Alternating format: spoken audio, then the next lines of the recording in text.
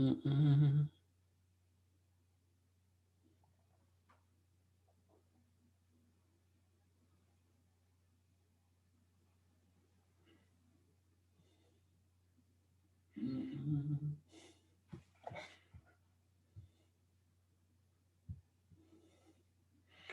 right, everyone. I know I go live without telling anyone, but that's how you do breaking news, at least breaking news to myself. If you've not been following the channel, we've been talking all kinds of things from hot topics to housewives. In today's video, I'm your boy, TheKempire. As always, please be sure to follow me on social media. I actually am working on a special 5-part series on TikTok in celebration of Dr. King. I'm telling an untold story in regards to his assassination. I'm sure you probably have heard all kinds of conspiracy theories behind the assassination of Dr. King, but you probably don't know that there was a civil case back in 1999 in Memphis, Tennessee, in regards to that and what came out of that civil case. I'm talking all about it on my TikTok. More information will be available in the description box. You can follow me there for that 5-part series. I already posted the first part of that. But in other news, hold on, let me just get this chat room out of here so I can see when you guys are talking to me here. If this is your first time watching the KEMPIRE live, I'm your boy, TheKempire. Everything's TheKempire on social media. There are a few stories that I want to talk about, and Wendy Williams not attending her mother's funeral is one of them, but we'll get to that story in just a second. I do want to talk about Aaliyah. Yesterday was what would have been Aaliyah's 42nd birthday, and in celebration of that, her family released a statement in regards to her music not being on streaming services for a very long time. There have been hints that maybe this will be the year that we'll get Aaliyah's music on streaming services. The only music that we have from Aaliyah on streaming services is her debut album, Age Ain't Nothing But a Number, and a few singles from soundtracks. Well, this is what the family had to say. Well, the Aaliyah estate had to say in regards to that. They said, "We hear you and we see you. While we share your sentiments and desire to have Aaliyah's music released, we must acknowledge that these matters are not within our control and unfortunately take time." You may have recalled, if you follow me on social media, that I reported a couple of weeks ago that the family had just taken control of her YouTube channel. So we assumed that maybe this was just one of the steps that they would be releasing her music to streaming services, because they've been hinting at, that this is coming, this is coming. But of course, with all things, including her uncle Barry Hankerson, who is in control of her label at the time. I'm not fully aware if he's even in control of the catalog. I know the catalog of Blackground was sold to another company. Not sure if he still has any sort of ownership or say over the release of that music, but I believe that he does. Anyways, back to the family statement. They also wrote, "Our inability to share Aaliyah's music and artistry with the world has been as difficult for us as it has been for all of you. Our priority has always been and will continue to be Aaliyah's music." As I said to you before, her Age Ain't Nothing But a Number album and a couple of singles are available on streaming services. But of course, her legendary albums like One in a Million from 1996 and her self-titled album, is not available. But if you're a real Aaliyah fan, you got the CDs. Look, I got the CDs. But it would be easy if I could just say, go play, blah, blah, blah, blah. But, anyways. In the meantime, the family says, however, we are working diligently to protect what's in our control: Aaliyah's brand, legacy, and intellectual property. In doing so, we will continue to release unique and exciting projects to keep Aaliyah's legacy and light shining. While we understand this may be challenging, we need the support of the fans Aaliyah loves so dearly until we can resolve all issues in freeing her music. Undoubtedly, we understand how frustration can lead to anger and disappointment. However, we ask all of you for your continued support and love as we aim to achieve these goals for all of you and our baby girl. We appreciate you. I'm sure they're receiving all kinds of information and comments from fans, but I have to say, it's the Aaliyah fans that have really kept her music and her legacy alive. I have never seen anything like the Aaliyah fans. So shout out to all the Aaliyah fans. I'm one of them. I love Aaliyah, and I had to tell this story because everyone has been wondering why, why haven't we had Aaliyah's music available on streaming services? And honestly, I don't really love listening to her debut album just because it's produced by you know who. Anyways, in good news, Dr. Dre is out of the hospital. As you know, over a week ago, Dr. Dre was hospitalized with a brain aneurysm. He was just released, and also he shared a photo, or a photo was shared on social media with him in the studio.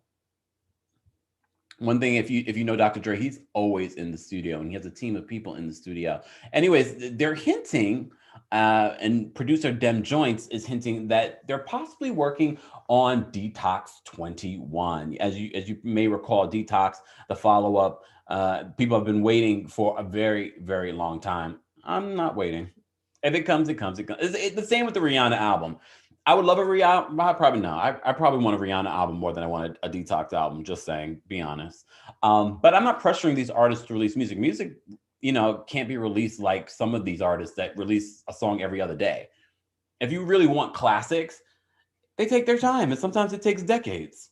Anyways, it's good to see that Dr. Dre is doing and feeling better. He's got a lot to deal with, even outside of music. As you know, he's going through a ongoing divorce. We were already reported that in legal documents that his estranged wife, Nicole Young, alleged a few different, that he held a gun to her head multiple times, that he's been abusive to her, all kinds of stuff. But he's healthy and back in the studio. But let's get to the Wendy Williams story. And I honestly was not going to talk about this, but I rely on you guys. You want me to talk about it. You want to hear about what's going on with Wendy Williams. And Wendy Williams is a gossip. She's talked about other people for a very long time, so it should be no surprise that people are talking about her. And one of the things I have to say is that when Wendy was going through all of the different things that she was going through, from the drug use to the affair allegations, people really rallied around her, celebrity and fans. And even if you weren't a fan of Wendy Williams, people rallied around her. And I have to say, that was really surprising, especially because of how harsh Wendy has been over the years, from radio to her talk show. Anyways, there's a story going on. First of all, Wendy's promoting her Lifetime movie and documentary that will be out on January 30th. So just in a couple of weeks. And a lot of people have seen the screener, and people are saying it is really, really good. Look, I read Wendy's 2 autobiographies. She was very revealing in it. So I'm not surprised, but I'm hearing more information is coming out in this documentary and the movie. Well, in a new interview with Extra, she revealed that Kelvin, aka Kevin, I know, there was like this big argument on TikTok. His name is not Kelvin. His name is Kevin. His legal name, y'all, we all found out during this whole affair situation, is Kelvin. Anyways, she calls him Kevin, so we'll call him Kevin for this story. Anyway, she revealed to Extra that Kevin was a serial cheater. It wasn't just Shireen Hudson, who ended up having an affair with him for probably, 10 plus years, and recently had a baby.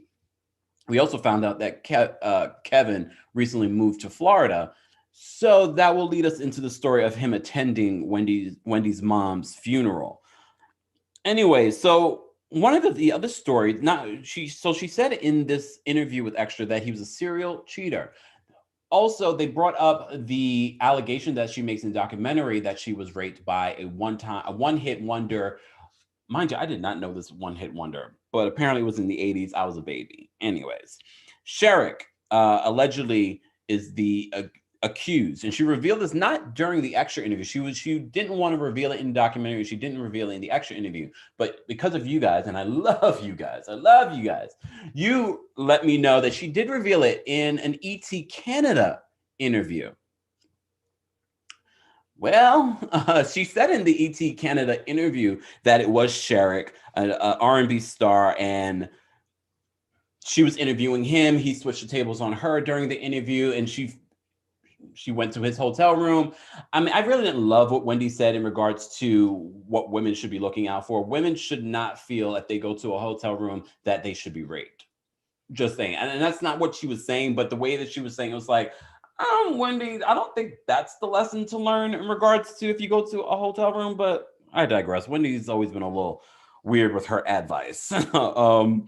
But so she did reveal who the R&B singer was. The R&B singer's wife, it should be noted that Sherrick passed away back in 1999. Sherrick's wife came out and said she wants to know why is Wendy even bringing this up. He can't even defend himself. But at the end of the day, this is her truth. She did allude to who it was over the years. This wasn't a new story that, we didn't know that Wendy had been sexually assaulted. She just never had named the person. I mean, she's in a different space in her life. I feel like victims should be able to tell their story. Unfortunately, he's not here to defend himself. But in other Wendy Williams news, which is crazy to me that people didn't that there's so much coming out in regards to Wendy. But I guess this also helps promote her movie. Shout out to the chat room. I see you guys. Shop for vintage clothing. I hope this opens Dr. Dre's eyes to his ways and he changes. God gave him another chance. Michelle Baird said he won't. I mean, first of all, backtracking a little bit to the Dr. Dre story and the abuse allegations. This is not the first time that we've heard abuse allegations against Dr. Dre. Will he change? Has he changed? Honestly, I mean, I could say a lot, but I won't. But let's get to why I wanted to do this live today. Wendy Williams' brother, Tommy, has a YouTube channel, and he revealed that Wendy did attend their mother's wake. However, she did not attend the funeral. She had revealed to the family that she would not be attending the funeral, that she was heading back to New York. However, he found out the next day that she was still in Florida, hanging out with Kevin, and he was really bothered by that. He was really bothered that she was not there for their father, that she was not there for their mother during this time. Here's what I got to say in regards to it. I get where Tommy's coming from, and I'm sure a lot of family members, and I'm sure a lot of other people that have lost a parent or a loved one feel the same as Tommy does. People deal with death differently. Some people just can't deal with it. Maybe she went to the wake and she was like, okay, this is just not good for me. But at the same time, this is also the woman that said that their mother passed away many, many, many, many weeks ago when she had just passed away like a week ago. I think that was a little strange. Like, why lie about something like that? A lot of people were saying that she was probably using that as an excuse for the weird behavior that she's been exhibiting over the last few months. That's a possibility. However, it just seems weird to say something like that when it can be proven incorrect, especially someone that's been a gossip for so long. Maybe she didn't expect her brother to kind of throw her under the bus in that regard, but he's just being honest and you're telling a lie, and just the exaggeration of that lie. But anyways, like I said, in regards to Wendy skipping her mother's funeral, look, like I said, I don't, people deal with death differently. Some people won't even attend a funeral, no matter who it is. It could be their mother. People just react differently. And I'm not going to attack Wendy for reacting in that way. Would Wendy have attacked someone and made this more dramatic? Probably. But to actually still be in Florida and hanging out with Kelvin, that just doesn't, I mean, that is her child's father.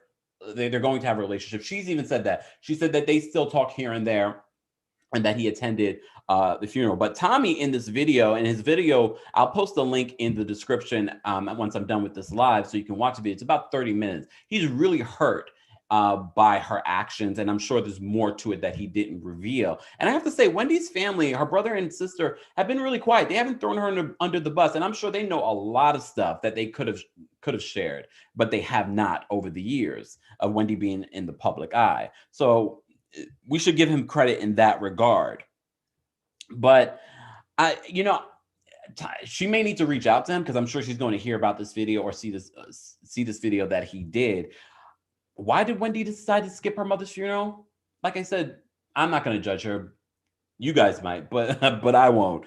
However, staying in Florida and telling your family that you're leaving and going back to New York, it just seems weird. Like this whole the last few years have been very weird. Like Wendy's always been a little weird in her own way, but this whole situation between the alleged drug use, the the affair situation, and now her mother passing many, like she put a lot of many's on the many weeks ago. We thought it happened like at the top of the pandemic, and it literally happened like a week before she announced it.